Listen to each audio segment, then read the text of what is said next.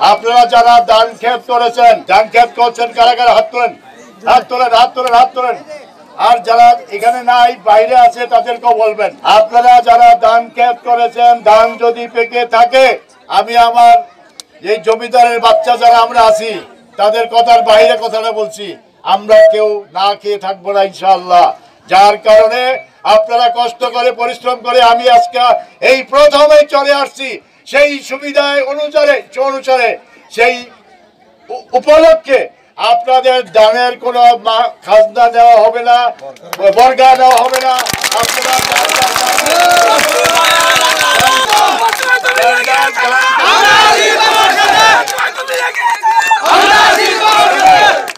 আগামী দিন থেকে ধান কাটার পরে আমার নেতৃবৃন্দ সেই সিদ্ধান্তের বাইরে যাওয়ার কোন রাস্তা আপনাদের কিন্তু থাকবে না। সন্ত্রাসীদের কালো হাত, এই পাঁচজন যে সিদ্ধান্ত দিবে তাদের সিদ্ধান্ত মতো আপনারা জমি চাষ করবেন, কি করতে হবে তারা দিক নির্দেশনা দিবেন, তারা যেভাবে বলবেন আপনারা সেভাবে কাজ করবেন। আল্লাহ হাফেজ।